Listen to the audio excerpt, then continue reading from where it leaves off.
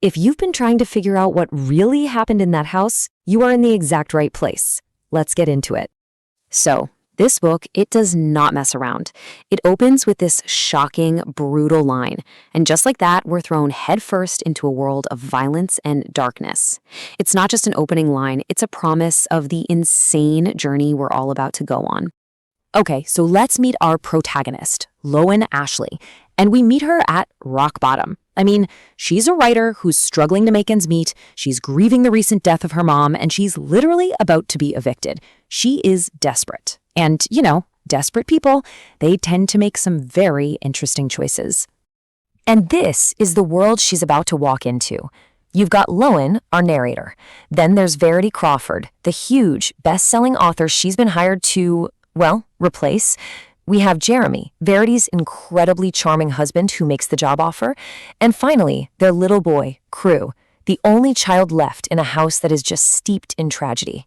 So here's the deal. Jeremy lays out for Lowen a crazy amount of money to finish 3 books for his wife, Verity.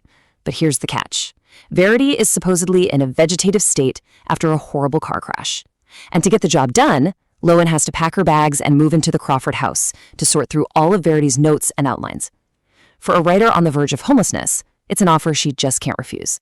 So, of course, Lowen takes the job. She moves into this massive, isolated house, and while she's digging around for book notes, she finds something she was never, ever meant to see.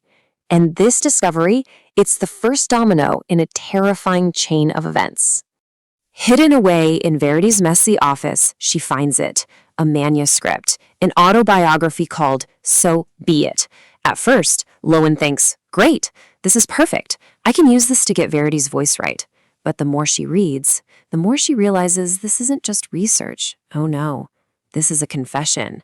The manuscript starts out almost sweet, right? It describes the moment Verity met Jeremy, and it paints this picture of a crazy, all-consuming love at first sight. She saw him, and bam, she had their entire life mapped out. But that intensity, it doesn't take long for it to twist into something much, much darker. And then, wow, the manuscript takes an absolutely horrifying turn. Verity writes that she was so jealous, pathologically jealous, of the love Jeremy would give their unborn twin girls that she tried to perform a self-abortion with a coat hanger. Think about that. She wasn't scared of being a mom. She was terrified of not being the absolute center of Jeremy's universe. And get this. This is maybe one of the most chilling lines from the whole thing. After she gives birth, this is how Verity asks to see her daughter Chasten. Why? Because Chasten was born with a tiny scar on her cheek, a scar Verity was convinced was from her own violent attempt, forever marking the child she never wanted in the first place. And if you thought that was bad, it gets so much worse. Verity writes about how her other daughter, Harper, started crying during an intimate moment with Jeremy. So in a fit of pure rage, she walks into the nursery and tries to choke her own baby. It's just terrifying proof that she saw her own children as nothing more than obstacles. This all builds to the most devastating confession in the entire manuscript. Verity admits to taking her daughter Harper out on a lake, purposefully flipping their canoe and holding her own child underwater until she drowned. She made it look like a horrible accident, but according to this document, it was pure, cold-blooded murder. Okay, so just picture this. Lowen is now living in a house with a man she's falling for, his son, and a woman who she is now convinced is a child-killing monster. And the truth from that manuscript starts to bleed into her reality. And this is where things get really creepy for Lowen. She starts seeing things, or at least she thinks she does. A flash of consciousness in Verity's eyes. The bedroom curtain moves when Verity's supposed to be completely bedridden. A door is locked from the inside. The paranoia just skyrockets. Is Verity faking this whole thing? Is she just a predator lying in wait?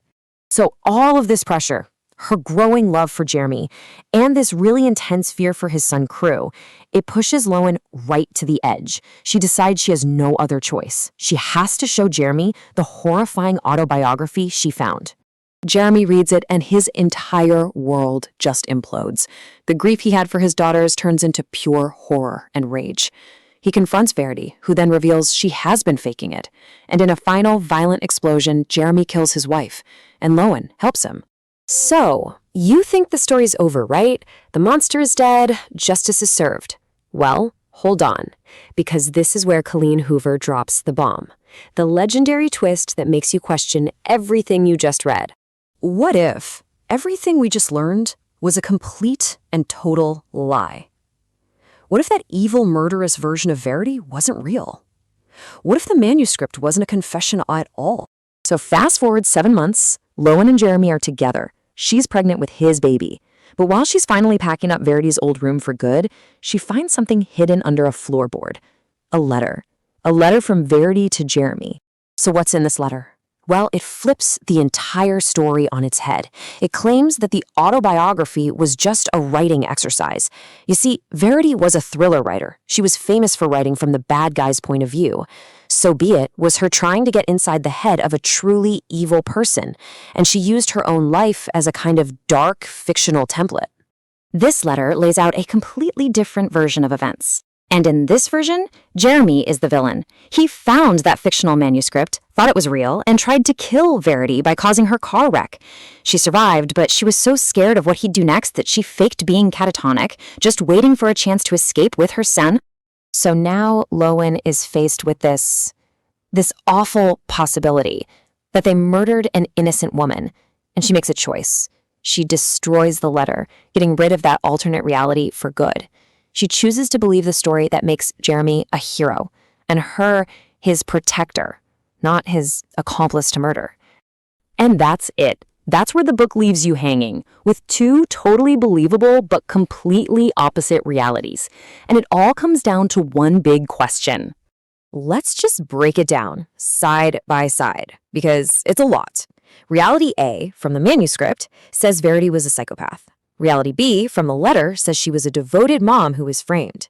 Was the manuscript a real confession or just fiction? Was Harper's death a murder or a horrible accident? The evidence for both is there, and it's impossible for both to be true. So, at the end of the day, it all boils down to this. Was the letter the last desperate lie of a cornered psychopath trying to ruin Jeremy's life from beyond the grave? Or was the manuscript the perfect weapon for a grieving husband to frame and murder his innocent wife? The book gives you no answers, and honestly, that's what makes it so unforgettable. The truth you decide on is all your own.